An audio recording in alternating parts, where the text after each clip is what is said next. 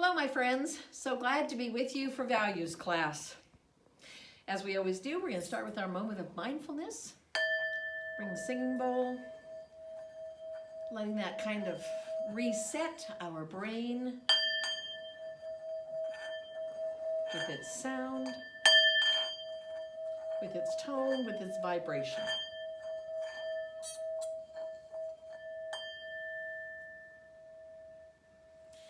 I'm going to ask us to do our breathing exercise. Breathing in, 2, 3, 4, 5, and hold it. 2, 3, 4, 5, and let it go. 2, 3, 4, 5. And we're going to breathe in, 2, 3, 4, 5, and hold it. 2, 3, 4, 5, and let it go. Last time, filling our lungs. Breathing in, 2, 3, 4, 5, and hold it. 2, 3, 4, 5, and let it all go. Thank you. Today we want to be able to honor Earth Day and talk about the value of preserving our planet and our Earth. You know, in the time that we have been sheltering, the planet has been recovering in amazing ways. Are you aware that wildlife that hasn't been seen for a long time is suddenly coming out of the woods? There are bears coming out of Yosemite, right onto the grounds. There are birds that are happily singing. All kinds of wildlife that's been sighted. And it's because humans have not been invading their habitats. Well, it won't always be this way. And indeed, we will go back to our parks and our landscapes and our seascapes, and we will play. But it is quite something indeed, my friends, to consider that the air is cleaner right now because there aren't as many of us driving, and that the earth is being revived. Today we're going to talk about cycles. And to be able to start off, I'm going to read a fun book entitled The Tiny Seed. It is autumn. A strong wind is blowing. It blows flower seeds high in the air and carries them far across the land. One of the seeds is tiny, smaller than any of the others. Will it be able to keep up? And where are they all going? One of the seeds flies higher than the others. Up it goes. It flies too high and the sun's hot rays burn it up. But the tiny seed sails on with the others. Another seed lands on a tall and icy mountain. The ice never melts, and the seed cannot grow. Well, the rest of the seeds fly on, but the tiny seed does not go as fast as the others. Now they fly over the ocean. One seed falls into the water and drowns. The others sail on with the wind. But the tiny seed does not go as high as the others.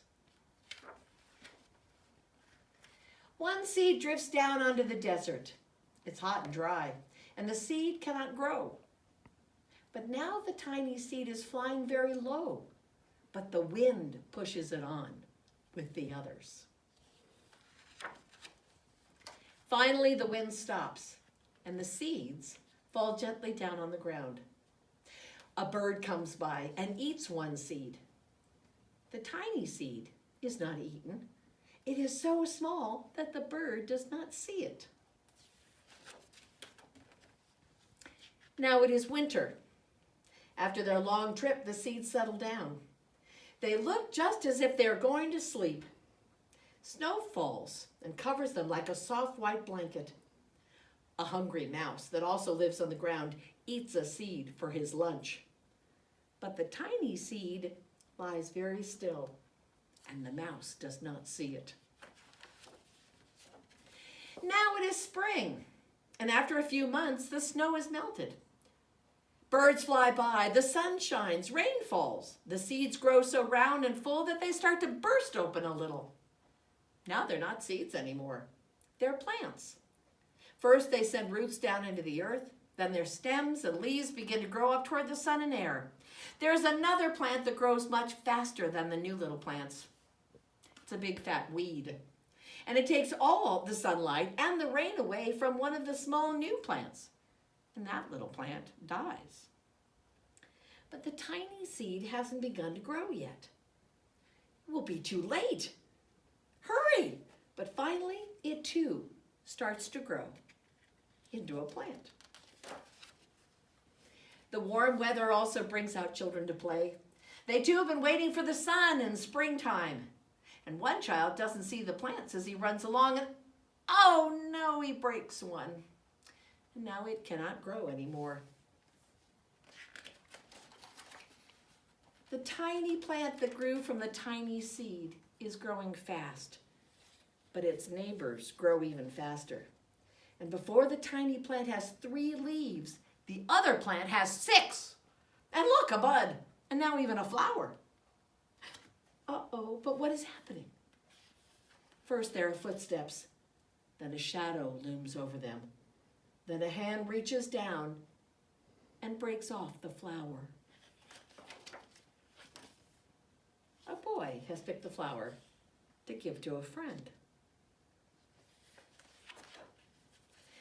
And now it is summer. Now the tiny plant from the tiny seed is all alone. It grows on and on. It doesn't stop.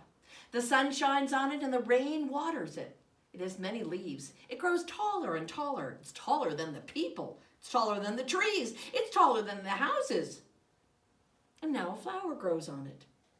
People come from far and near to look at this flower. It's the tallest flower that they have ever seen. It's a giant flower.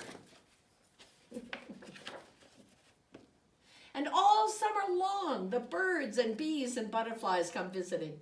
They have never seen such a big and beautiful flower. But now it is autumn again. The days grow shorter. The nights grow cooler. And the wind carries yellow and red leaves past the flower. Some petals drop from the giant flower, and they sail along with the bright leaves over the land and down to the ground. And the wind blows harder. The flower has lost almost all of its petals. It sways and bends from the wind, but the wind grows stronger and shakes the flower. Once more the wind shakes the flower, and this time the flower seed pod opens. And out come many tiny seeds that quickly sail away on the wind. And the cycle begins again. My friends, the earth is all about cycles. So today I want to talk about cycles. A cycle is a circle is a cycle. A cycle is a circle, and a circle is a cycle. A cycle is a circle, and a circle is a cycle. We have many cycles. Think a minute. What you do at home that repeats day in and day out, that's a cycle. All right, let's look at a few of those. First of all, you have a dishwashing cycle, right? You grab a plate from the shelf to be able to have dinner on. You put your dinner on it in being able to do that. When your dinner's all through and the food's all gone, you take the plate, you wash the plate. You put it in the sink, you wash the plate, and then you put it away in being able to do that. That's a cycle, a dishwashing cycle, right? A cycle is a circle is a cycle. Well, the earth has cycles. So, the same thing happens like when you take the trash out, right? The trash. So, think about a cycle of the trash. You empty the trash bin. It fills up. You take the trash out. Somebody picks it up. They empty the trash, and you put it away.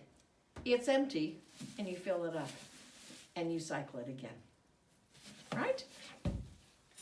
A cycle is a circle is a circle is a cycle. We have all sorts of cycles in our life. Just like a dinner cycle, a dishwashing cycle, a trash cycle. So the earth has cycles.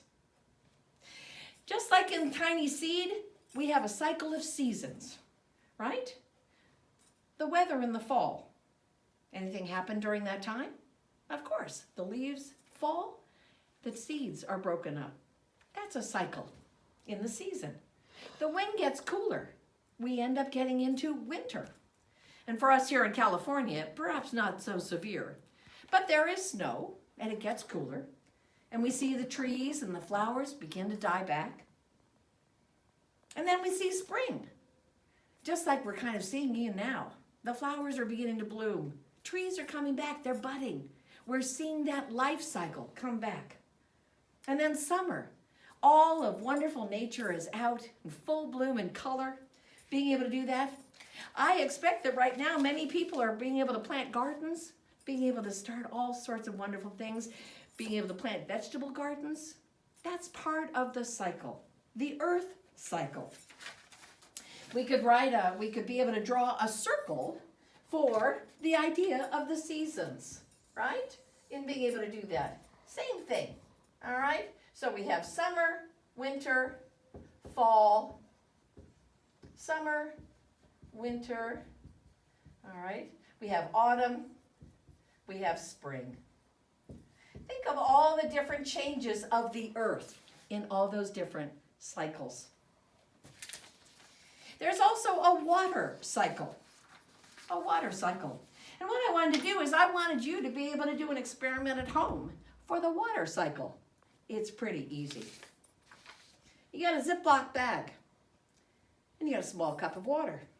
You might even put some food coloring in the water. But go ahead and be able to put your Ziploc bag over here, put the water in the Ziploc bag. You might want to decorate your bag a little bit in being able to do that. And then what you're going to do is you're going to put it on the window. And with the sun, what you're going to watch is you're going to watch the water cycle. For the water is going to begin to evaporate from the sun's heat. And you're going to see the water kind of get on the ceiling of the bag. It will eventually evaporate. And you won't have it anymore. That's a water cycle. You have a plant cycle. And what you've got, indeed, is you've got plants. And I'm sure that you have plants all around your house right now. Think about all those plants right now. What a plant gives is oxygen. And when the plant gives us oxygen, then that's what I breathe in to live. So I breathe in all the oxygen that a plant gives me. Thank you, plant. And then from there, I breathe out carbon dioxide. And that's what a plant needs to grow. So with all the plants that are around your home, you're breathing in their oxygen and you're breathing out carbon dioxide to help make the plants grow. That's a cycle, let alone the idea of a plant's growing cycle. Of course, you know that. So, we have water cycle, we have an earth cycle, we have the plant cycle, we also have a fire cycle. A fire cycle, as you know so well in Southern California, actually there's pretty important. Because in a fire cycle, what happens is that the combustion of the heat heats up the trees and the seeds, just like our little tiny seed here. And those seeds burst open like a pine tree. All of these things in this pine tree, in this pine cone, when those seeds break open, all those tiny seeds go. And again, what are they going to do? They're going to fall on the ground. And what are they going to do? They're going to grow into another pine tree. So the fire cycle actually is really important for the regeneration of the earth. All right, my friend, we have indeed many cycles. An earth cycle, a plant cycle, a water cycle, and a fire cycle. And I wanted to be able to just kind of conclude by saying we're back on the idea of circle of life. What I'd like to ask you to do this week is I'd like you to see how many different cycles you notice around your house? Okay, things that we do over and over. Start with the idea of what do we do at meals with our dishes. Think about the trash, all right? What do you notice in your habitat? All the plants that are around, all the nutrients. Think about the idea of as you're preparing food, what do we do with the scraps? Are we being able to try to be able to return that back to the earth cycle in composting that and being able to regenerate that? In being able to do that, what about potato peels, eggshells, even paper is able to be put back into the earth in its earth cycle. That's composting. All of that's broken down to make very good soil. And what about the water cycle? Are you seeing evaporation in the morning on windows? What about your air conditioner? Do you notice the evaporation around that? What about the plant cycle? Think about how many plants you have around in your home. Where are they located? Are they able to be in places to get a lot of oxygen to you and to be able to get a lot of carbon dioxide from you? Be a part of the cycle of life and take care of your earth home right where you are. Be a tiny seed in this growing time. To be all that you can be, my friends, and take care of our earth. See you next time.